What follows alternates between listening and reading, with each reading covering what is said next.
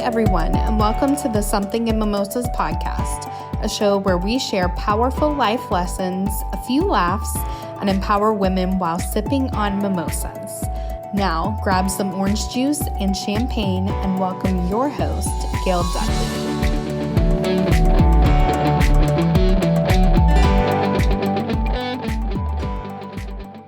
What's up, everyone? This is Gail Dudley with Something in Mimosa. How are you today? I'm so excited to share with you today. And first off, I just want to say thank you for continuing to sign in and to hear from whatever podcast platform you are listening to me and Something in Mimosa. I just want to say thank you. Thank you so much for tuning in. Thank you so much for sending in emails or making comments. I greatly appreciate you. This platform shall continue, and we are so excited about it. Today's mimosa is whatever you want your mimosa to be. I was going through our old recipes and see that we have given you so many different recipes Friday after Friday. And we are excited just to say today, if you want to do it a mimosa with ice cream, do it. If you want to do it with strawberries, do it. Peaches, do it. Blueberries, do it. Orange slices, do it. Lemon slices, do it. Do a mixture, a combination of several.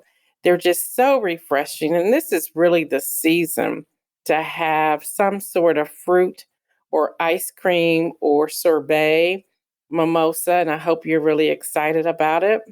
Many of you are saying that you're finding that the virgin mimosas are just as good as the spiked mimosas.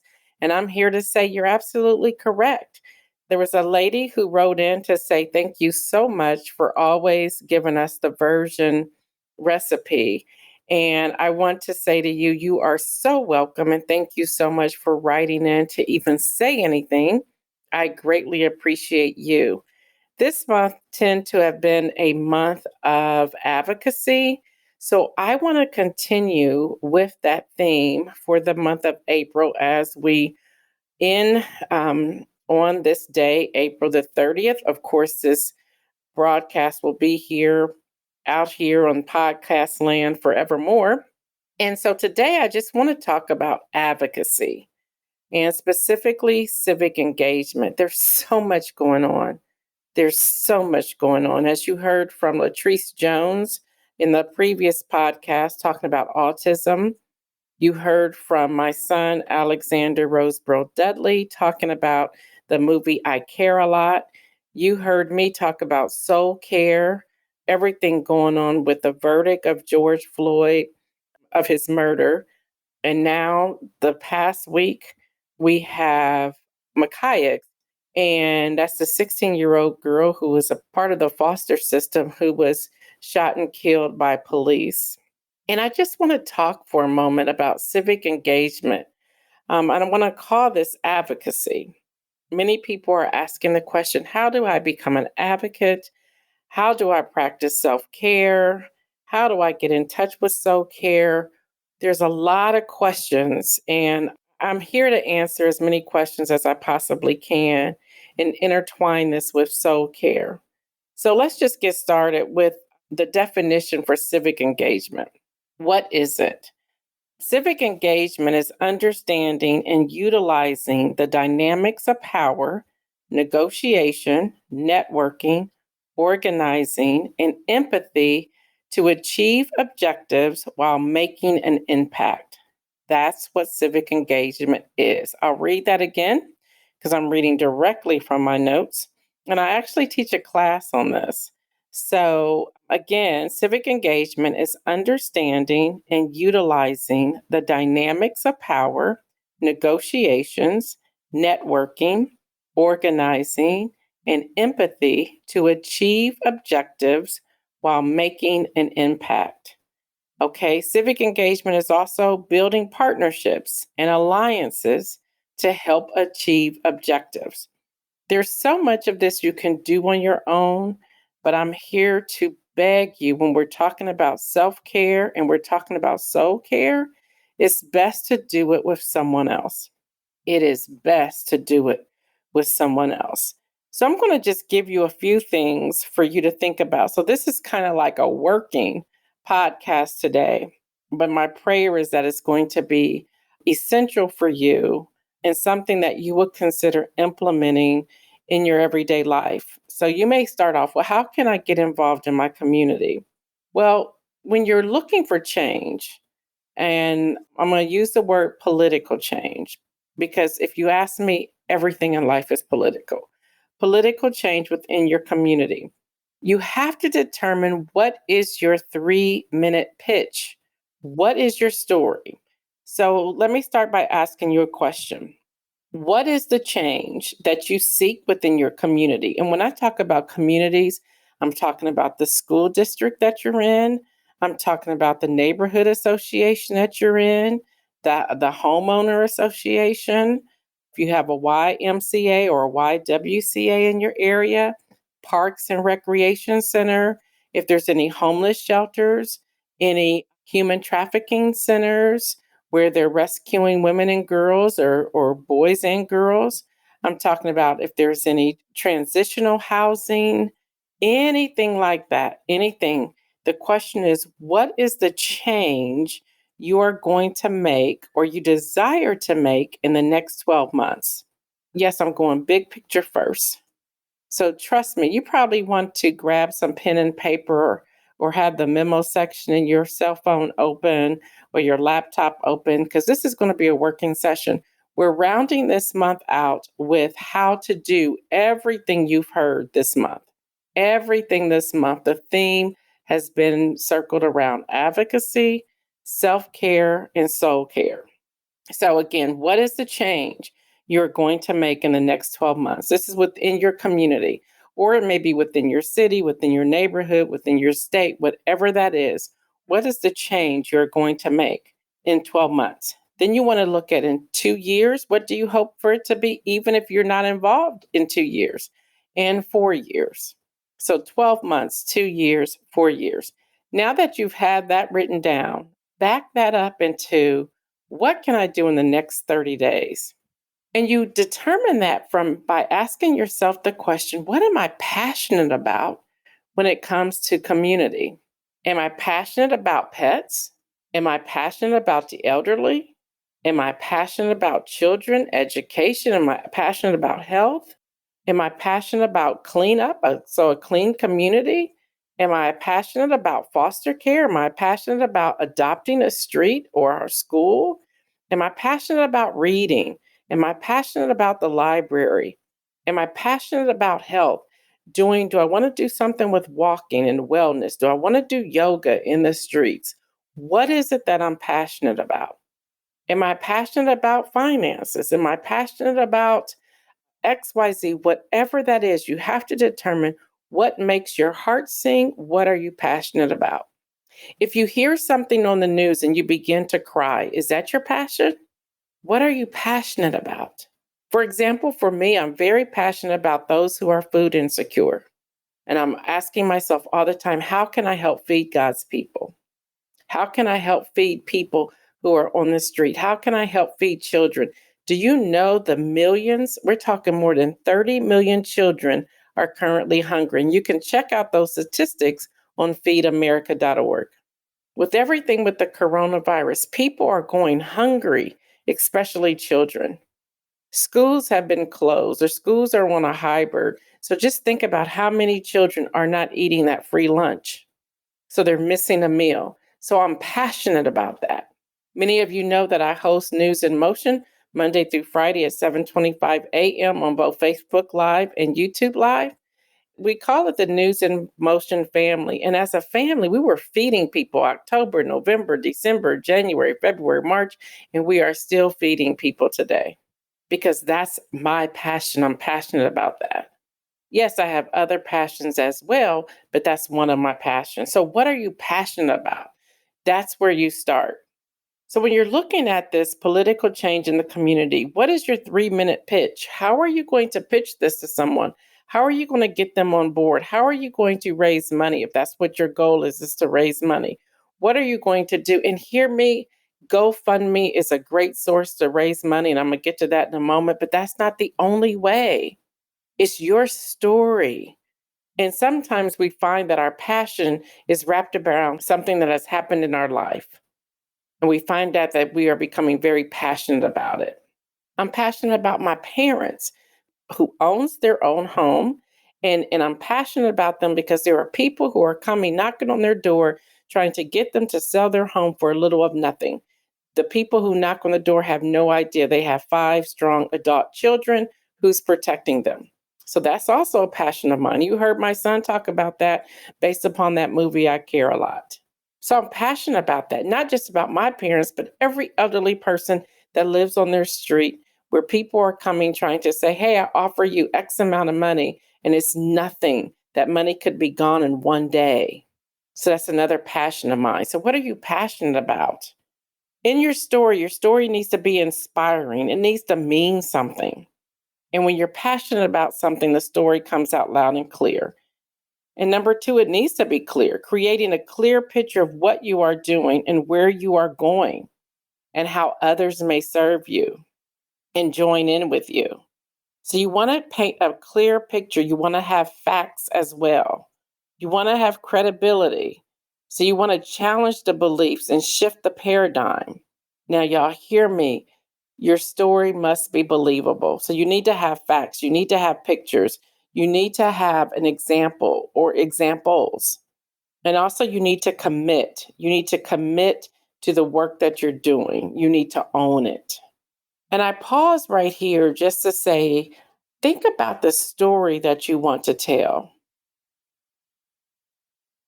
Maybe the neighbor next door to you.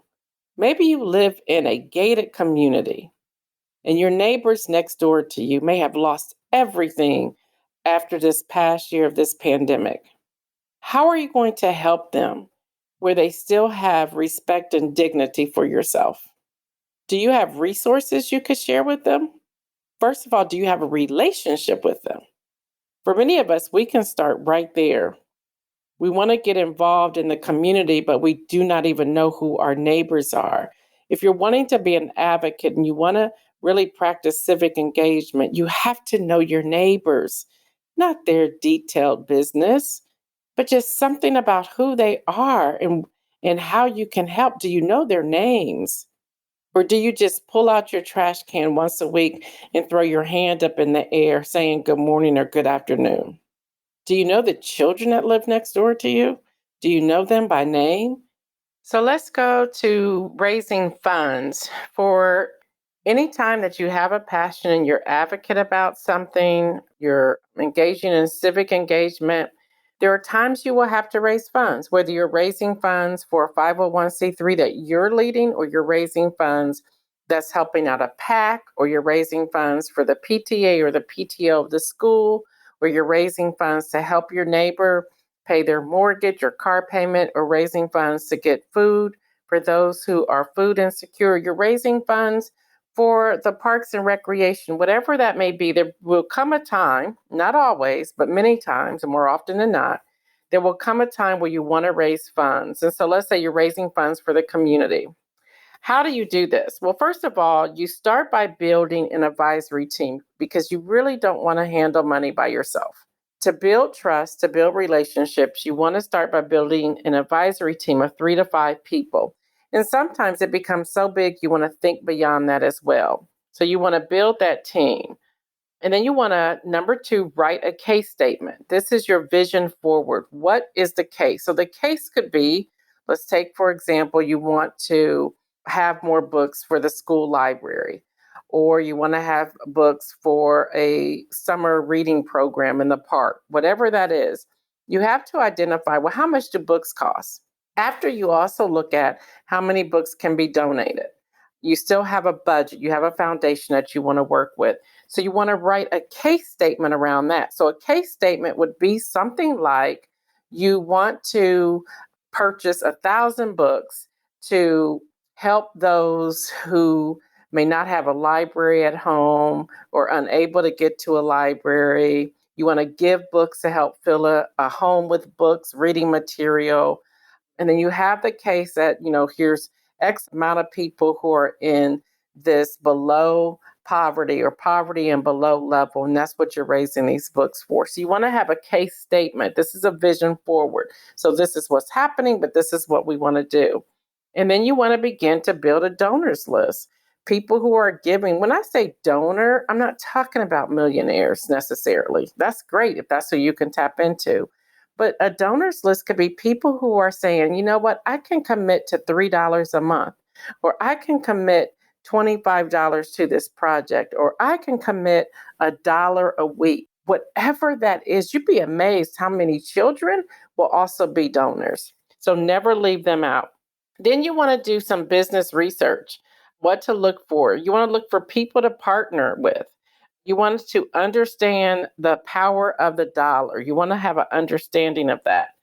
You also want to look at your immediate platform for your causes and then how you leverage what it is that you research. You want to leverage that. Now, here's what's important. And this is really what I want to end with today for this podcast. And again, this podcast is about advocacy, civic engagement. You want to tell your story. You want to gain a buy-in from your neighbors, from your community, from your constituents. You want to gain buy-in. Why do they want to come along and be a part of this program, this project, what it is that you're doing? As I say the word project, I also want to say and I want to be very clear, the people are not your project. That's where we go wrong as a society, where we're trying to make people our projects. People are not our projects. They're not our projects. Okay, so you cannot build relationships without storytelling. When it comes to civic engagement, you cannot build it without storytelling. So you want to start with your life story. Tell your story. It's so much personal, and people really do buy in when you're telling a story, when you're telling your story. And then tell people why you are engaged in this particular movement or advocacy. Here's something else that's so important. Pick one issue at a time. One issue at a time. And then why do you do what you do? What's your story? Collaboration, partnerships, being available to hear different viewpoints. If you're getting 3 to 5 people in your advisory team, you also have to be available to hear their viewpoints and to hear what it is that they're talking about and what they're working with. You want to have a strong but a diverse platform. And then you want to understand that there are times you may be standing alone. Now, you don't want to do it alone, but there are times you may be standing alone because other people may have adopted other platforms in that season. So then there's just so much with this. I just wanted to give you just a little piece when it comes to advocacy. And the key here is your story. What is your story? Why are you passionate about it, about this change that you're wanting to bring about in your community? Again, that question, what is the change you're going to make in the next 12 months, the next 2 years, the next 4 years? Once you have that, and these 2 years and 4 years could be after you've moved out of the community, but you still have that mission, that vision statement before people. Then once you identify that, go down to your first 30 days. What am I going to accomplish? And those first 30 days is really just telling people the story about what it is that you're passionate about, the need you see in the community, and how you're asking people to come together. I pray that this was some information handed to you, especially after everything we talked about the month of April. We talked about advocacy, we talked about self-care, we talked about soul care, we talked about autism, and today I'm just bringing everything back around. So many of you have been asking, well, how do I get involved? You can always go to your URL of your computer and just put in causes for the month, and you will see the causes for the month. Next month, the month of May, is Foster Care Awareness Month. Maybe you don't want to become a foster parent, but maybe you want to learn something about it. Maybe you want to help out. Maybe you want to supply books or toys or food or clothing or whatever. Maybe you want to be a part of a focus group. That is what's happening next month, along with other things that happen in the month of May as well. So you just type in cause in your URL for the month of May, and then a whole list of causes will come up. You'll be surprised. There may be something that will pull on your heartstring that's going to get you involved in the cause in your community in the month of May. I'm always available to chat with you. I'm always available. We're going to do a civic engagement masterclass sometime in the month of May. So be looking out for that. You can always see what classes I'm offering by going to my website, which is www.gaildudley.com. Again, www.gaildudley.com. And normally there's a banner on top of the homepage that talks about the upcoming masterclass. Don't forget News in Motion. News in Motion is live every Monday through Friday, 7:25 a.m. Eastern Time on the Facebook platform, which is facebook.com/News in Motion, or the YouTube, which is youtube.com/Gail Dudley. Follow me on social media. I'm doing this new thing on Instagram right now where I talk about I'm chilling and then I ask a question. It's all of 30 seconds at most any given day. And so my Instagram is at Gail Dudley. That's Gail, D as in David, U, D as in David, Ley. Twitter is at Gail Dudley. So check me out. I really want to hear from you, want to know what you're doing. I'm looking for some more mimosa recipes. So if you have some, send them in to me. All right, y'all. Stay well. Wash your hands. Wear your mask. Practice social distancing. And remember, as I always say, make some moves. All right, everybody. I am Gail Dudley, your host of Something and Mimosa. Thank you for joining me. Until next week, be blessed. Thank you for joining us on the Something and Mimosas podcast. And don't forget to come back next week. For more Something and Mimosas, follow Gail on Instagram at Gail Dudley, subscribe to Gail's YouTube, or visit us at gaildudley.com.